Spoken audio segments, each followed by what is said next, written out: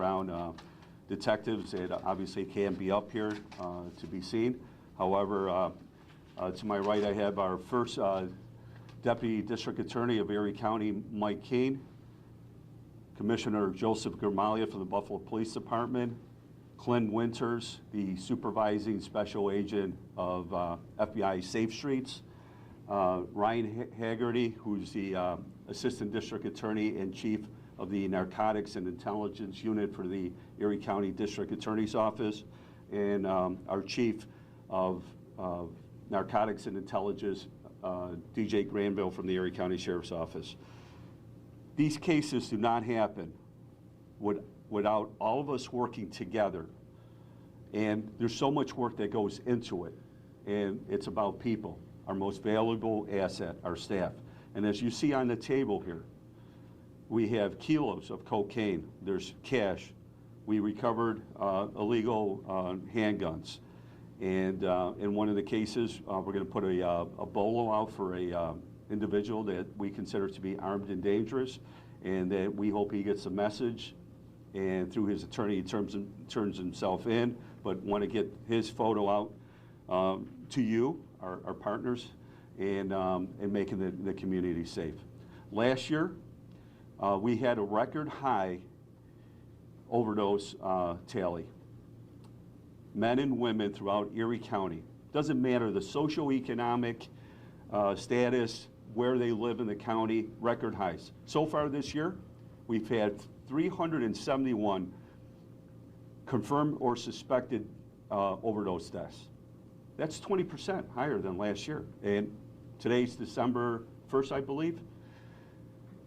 So we're on a record pace, and this is what it's all about. It's about us going after the people peddling this poison out on our streets. And it's a public health issue, and it's an issue that we are going to aggressively go after. I'm going to introduce Michael Keene, our first Deputy District Attorney for Erie County, to go over some of the charges, and then we'll go over the cases individually. Michael? Thank you, Sheriff.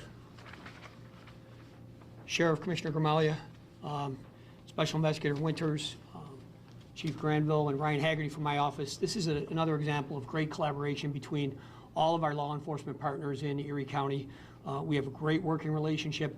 The first case involving Bernard Brown, who was arrested yesterday, late afternoon, early evening, involves charges of 3 counts of criminal possession of a controlled substance in the first degree, 3 different areas where we recovered cocaine in A1 felony weight amount, and in addition to that, he's been charged with 3 separate counts of criminal possession of controlled substance in the second degree, which are with intent to sell, and then some A misdemeanors for the paraphernalia that was recovered, which shows his intent to sell. Mr. Brown has been arraigned this morning. He's remanded. We will be returning to court in mid-December for potentially running a felony hearing, but the investigation continues with respect to him. But at least for now, he's off the street, and you know, that, as Sheriff Garcia mentioned, the poison that he was peddling has been removed from the street, and our community is safer as a result. This work is, I think it's important to also mention the detectives that do the hard work, Detective Imiola, Detective Milbrandt, and Detective Hediger, all of whom I think are here in the background, but who do the hard work that's necessary and helps us bring these, get these criminals off the street and get the drugs and weapons off the street. The second case involves a man by the name of Naeem Tab. He is currently, there's a bolo out for him, and there is a warrant for his arrest. There was a Ruger 7. Hang on, I gotta get my old man glasses on here. There's a Ruger 5.7 millimeter pistol with armor-piercing ammunition recovered from what we believe to be his home, and along with a significant amount of methamphetamine and crack cocaine, as well as the fentanyl mentioned by Sheriff Garcia. That fentanyl is A1 felony weight. And that is the stuff that Sheriff mentioned is killing people on the streets of this country, and we are lucky to have been able to recover that and remove that poison from the street. Mr. Tab is out on, he's got 2 other cases pending with our office, cases on which he's been indicted. One is a gun case for which he's charged with a C felony, a violent felony, criminal possession of a weapon in the 2nd degree, and another case involving the possession of a controlled substance, again, fentanyl in that case. Hopefully we can, we've been in touch with his attorney, and hopefully we can get him to turn himself in without anybody getting hurt. But we're in the process of working through that now. But we hope to have him in custody soon and take him off the streets as well. So that's all I have. I turn this over to Chief Gramaglia, or Commissioner Gramaglia. Sorry to demote you. Thank you. No, that's okay. You know, you look at what's in front of us on the table here, and this comes together by a little bit of luck and a lot of skill. There's a significant amount of skill between the Sheriff's Department detectives, the agents from the FBI, and the detectives from the Buffalo Police Department. They're skilled because they're very dedicated, and they really put their heart and souls into the work that's being done. What you see in front of you is going to save lives. It wasn't but about a week and a half, 2 weeks ago that we put out a bulletin, an awareness because of overdose deaths that were going on, and all those overdose deaths were tied into crack cocaine use. It wasn't heroin for that stretch of the amount of deaths that we had, and clearly it's because of what's being cut into that cocaine. The amount of kilos that you're seeing in front of you is going to save a lot of lives, and that's also going to reduce our violence because the drug trade is going to be slowed for a little bit. So I want to thank all of the investigators, the detectives from these agencies that did this work. They don't get to stand up here, be recognized for the work they do, mainly because of the assignments that they have. We get to stand here and personally thank them. So I thank them for what this is going to do for the city of Buffalo and obviously the greater region as well. So excellent work by all involved. Introduce Chief Randolph from the Sheriff's Department, Narcotics. I'll just echo the statements that everybody before me touched on. It's teamwork, it's a collaboration. I mean, we're talking about hundreds of thousands of dollars worth of cocaine, fentanyl, methamphetamine here in front of you. This stuff doesn't happen overnight. This was a long-term investigation, approximately 8 months it took to kind of nail this thing down. And again, it was teamwork, a lot of surveillance, a lot of time away from our families. A lot of these investigators very dedicated, touching on surveillance. I mean, all kinds were used: electronic surveillance, physical ground surveillance, air surveillance, including our helicopter. Helped out this investigation, and we're just happy to take these individuals off the street. Mr. Tab fled a traffic stop on Monday at a high rate of speed, recklessly. That vehicle has since been recovered, so we're not sure of his whereabouts. Just touching on that, he's to be considered armed and dangerous. He is indicted on a gun charge. He also, we believe, this weapon here in front of you, which is a Ruger 5.7. It's an awful gun. It's armor piercing. It's very dangerous to us. He also, we found located that at his residence. So use caution if you see him, and please let us know.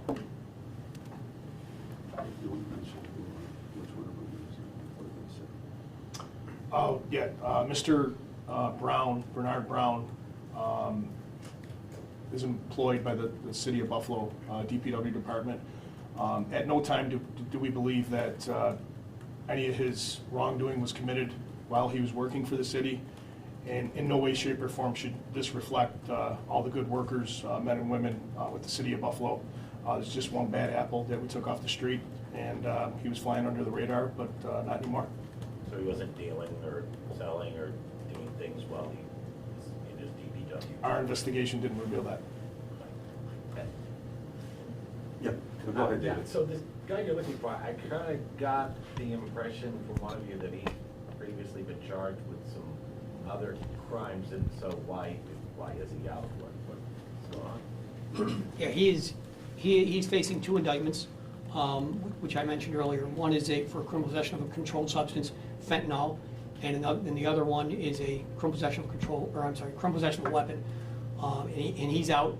We are looking into exactly why, but we're almost certainly he posted bail. Right. So he was previously arrested for this? Yeah, he was arrested. He's been indicted. He has 2 pending felony indictments. Well, For do you those- know if bail was set on him, or no? I mean, Yeah. this is just, Yeah, yes. When he's indicted, he would have been brought into court and arraigned and appeared before a judge, and then that judge has the opportunity to either remand him or set bail. why know how that works? Do you know what bail was set, or?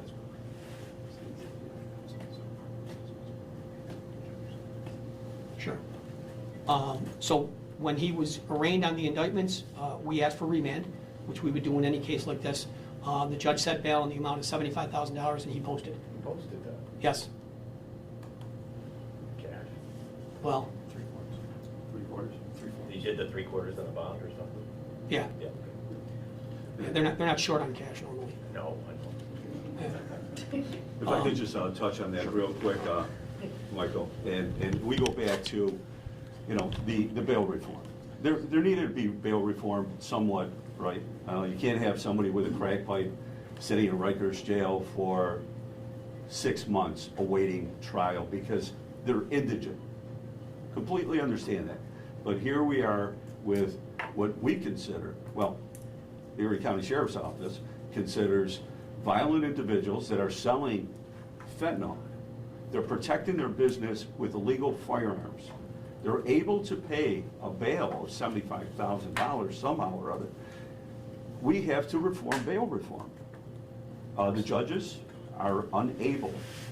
They're handcuffed. They have to follow the rules. As the first deputy district attorney said, you know, they asked for him to be remanded, but you could ask. But however, here's an individual that's being rearrested. Our resources are going back to arresting and investigating the same individual that we had already arrested for violent crimes, possession of fentanyl, a handgun, and so forth. So we need bail reform to just be more common sense, to not hurt those that are indigent, however, to keep violent people behind bars. And you do consider him armed and dangerous, is that what I heard you say? I'm sorry, Dave? You do consider him armed and dangerous? Yes, as Bail we mentioned, you know, he was in possession, he took off when our detectives attempted to stop him. He was driving recklessly from the area on the east side onto the 33, so at that point, we called it off. There's no need for innocent bystanders or public to get hurt. We'll find him. But he was in possession of a firearm and of very dangerous drugs. With that being said, you know, we want to get this photo out so our public could help us. And we want him to turn himself in with his attorney. Eventually we'll find him, but yes, we consider him to be armed and dangerous. These cases aren't connected, are they, or are they? They're not, they're two separate investigations. Yes, two separate investigations. We just wanted to make the public aware of the second investigation because there's somebody outstanding, Maki. We just want to make sure that maybe our public could help out if they see him, or, you know, his family members could reach out and say, hey, you need to turn yourself in before anyone gets hurt. But it's something that we're hoping that he just voluntarily comes in. The first investigation, obviously, as Chief Granville said, and with the great teamwork that we have with Commissioner Gramalia and his narcotics and intel people, and Clint Winters with the FBI Safe Streets Task Force that I worked with years and years ago. It's a great team, and with the technology we have now, you know, it's incredible. And I know I always talk about the helicopter, but hey, listen, if you're trying to follow somebody that's already paranoid because they're a business person and they know that the police or somebody else is out there to rob them, you know, and so a helicopter comes in very handy when they're up in the sky. It's not like Goodfellas where they're just right above them, okay? They're way up there, and you know, they really help us. I'm sorry, can we talk more about this investigation? Yeah, what are these the fruits of, the Brown or the? It's both, right? Like, Yeah. I can kind of just point this stuff out to you guys. This here is all related to the Brown investigation. This here and this cash here is related to the Brown investigation, along with this and the scale. And as you see, the stamp on it, it says Reina, Queen. and which tells us the origin is Mexico, and So these are all the ill-gotten gains of the Brown investigation? This gun here is tied to Mr. Tapp. Oh, okay. so when you said, should it be considered armed and dangerous, I forget if it was David or Maki who said it, obviously, he had this in his possession. So with that being said, yes, armed and dangerous. Wait, is that at the traffic stop, or is No. that one of the places that was searched? That's at the Sage Street address, which is off of Center Street. Okay. With Mr. Brown, can you tell us, you were talking about the poison, and we know what's going on with the cocaine. Has that already been cut with fentanyl? No, we don't believe that to have been cut yet. As you can see, it looks like it's wholesale. Yeah. Yeah, so I don't think it's been touched yet, but Okay. again, the lab will tell us what, tell us that. Okay. And, About 20 grand per kilo, as far as the product, this kilo itself. Wholesale, we're talking roughly about 200 grand worth of cocaine. So what they do is they take this, they take fentanyl, which is very inexpensive, but it gives you a very powerful high. You know, it's, you know, obviously more than morphine, not as much as carfenol. But you take this, you stretch it out, you stretch your product out. They don't care that they're making a profit by putting in poison on already a dangerous drug, which is cocaine. In years past, this would be cut with VitaBlend or some other cutting agent. As with heroin, it used to be cut with a laxative. You know, this is now being cut with dangerous drugs. Is that all cocaine in the big bag? This is all cocaine right now. Okay, and you said 200. This is all believed to be cocaine. We're still awaiting lab Still results. waiting for the little blue thing, all right. So you said 200 grand wholesale, what's the street value of something like that?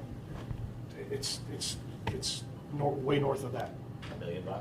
No, I mean, we're talking about $500,000. Could you just point out which item on the table belongs to which investigation? This, Just once more. this side of the table, right here, is all the Brown investigation. Okay. This is just tied to the TAB investigation. Obviously, with the fentanyl, we didn't want to produce that here today. That's in the lab, that's been submitted. And that's illegal, because he didn't have that legally registered on his pistol from that? The Erie County Sheriff's Office did not issue a pistol permit for that weapon. This is an illegally possessed handgun. How important or big was Brown to the, I guess, Western New York drug trade? To me, having been in this business for a long time, this is a significant arrest. I believe him to be a top-tier drug dealer in and around Erie County. How many kilos is that, sir? This is roughly 8 kilos of cocaine. This is additional cocaine that was recovered at a second residence tied to Mr. Brown, and that's close to another kilo of cocaine. How did this 8-month-long investigation come about? Were you guys always aware of Brown and what he was doing, and then something tipped you guys off? These are ladder investigations, as I like to call them. You start at the very bottom, and you just work your way up through sources, through surveillance, through anonymous tips, you name it, we're out there doing it. We share information on a daily basis between everybody up here, and it's one thing leads to another. And yesterday, quite frankly, was a perfect storm. It doesn't happen like this very often, and we were lucky enough to have all the equipment and the resources that the sheriff and others gave us, and it just worked out. It was nobody got hurt. Mr. Brown didn't get hurt. We executed multiple search warrants. Nobody at those residences got hurt. There was no dog shot. This was a seamless investigation. It took a lot of personnel to make this work and make it happen, and everybody was on the same page, and it came out nicely, in our opinion. Can you say where the arrest was made? The arrest was made on Bailey Avenue. Okay. Like a traffic stop or outside? More or less a takedown. And he didn't resist arrest or anything? You do have to? He attempted to take off in a vehicle, and through our training and experience, we're able to box him in without any damage to any property, anybody getting hurt, et cetera. This is Brown we're talking about. That's correct. How So he, long would you say that took from the time you got to him to when he surrendered? Brown, Yeah, can you clarify? like, when you got to him, did he immediately surrender or? Seconds. Seconds, okay. Clearly, this was not just one man doing this, right? He's part of something bigger. Are there more arrests coming? This is an ongoing investigation, along with the Buffalo Police Department, the DA's office, and our partners at the FBI. This thing is ongoing, and we do expect more arrests. Former, city employee, when was he last employed? You were like, I can't comment on the status of his employment.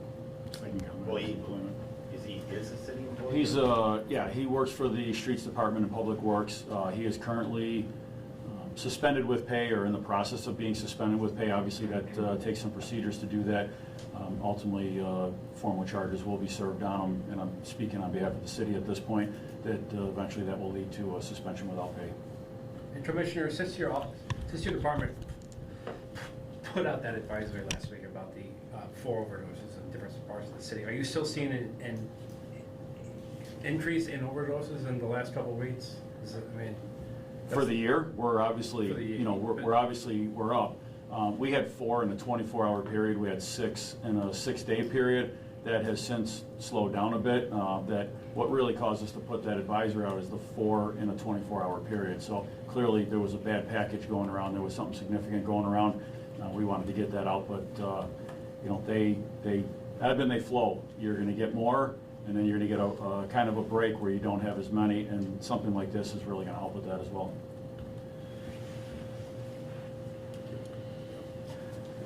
I'd just like to say, if we were talking about homicides, and we had 371 so far, 20% more than last year, I don't think we give enough attention to the amount of overdoses that occur in this county, and why are they occurring? Because, these drug dealers obviously don't care other than to make a profit, and they're putting fentanyl into already drugs that are dangerous. Now, we had overdoses over the years past, because of heroin, and I remember there were years where people were using horse tranquilizer and everything else, but this is really an epidemic. We're talking about 371 Erie County residents that are dead so far this year with a month to go.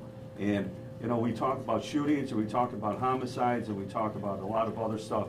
This is a serious issue that we have in front of us, and that's why we work together, and it doesn't matter at the end who gets the accolades, but the men and women, the boots on the ground people that are doing the work and doing the surveillance, and sometimes you do all this work and you come up empty. So I just want to say congratulations again to the Buffalo Police Department, FBI Safe Streets. We can't do this without the work of the District Attorney's Office, getting the warrants and everything else. So it's a team effort, and there's no boundaries in Erie County when it comes to drug dealers. Thank you, and we'll take any questions or. Brown was remanded, right? Yes. Just for now? He was remanded this morning. Okay. Yeah. And if I could just echo the sheriff's last, remarks there. With respect to Mr. Tabb, who is running around right now, after we recovered that gun and a bunch of fentanyl at his home address on Sage. When he was indicted on the fentanyl, which is killing people on the streets of this county and across the country, we had the opportunity to get him locked up and remanded, and the judge didn't do it. And then we are indicting him again on a gun case, okay, which is obviously a dangerous instrument, and guns are killing people on the streets of this city and across the state. And again, we asked for him to be remanded. The judge said bail is $75,000, so that's why he's out. Okay, I understand, bail is to make sure that people return to court, but obviously this man doesn't care about coming to court. He fled from the police on Monday. He's selling fentanyl again. He's got it at his house on Sage. He's got a very dangerous weapon with armor-piercing ammunition in it at his house on Sage. He could care less. So when we ask for remand, that's all we can do is ask. At the end of the day, it's up to the judge, and this man should be off the street. But unfortunately, he's not. Hopefully, we can get him back into custody in the next couple of days without anybody getting hurt. Has Brown been indicted yet, or has he just been remanded? No, he was just arrested yesterday. Arraigned, but. Just arraigned this morning, so he's not been How do you indicted. say that guy's first name, do you think? Naeem? Naeem or Naeem? Naim. I could read it, I just. It's how do you Naeem, say it's it? Naeem Tech. Naeem, okay.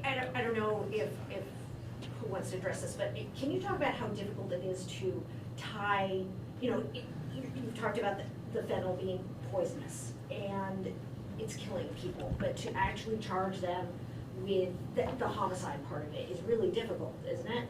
I know on the federal side, that happens more, but can you talk about that? Sure, they definitely have better statutes in the federal system, and we've partnered with them to, they've had great success in charging and prosecuting successfully individuals selling fentanyl and other drugs like that we know kill people.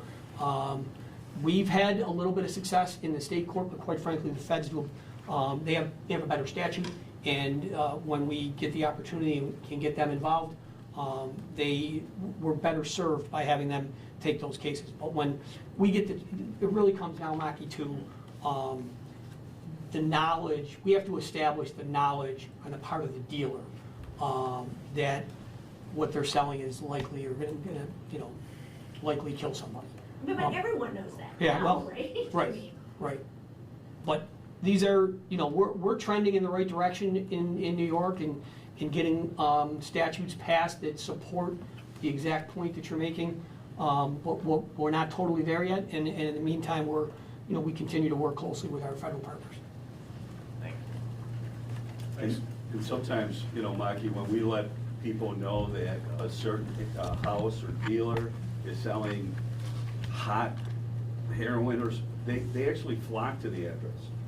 You would think it would have a different effect, but they flock to the address to get that bigger high. But, it's frustrating.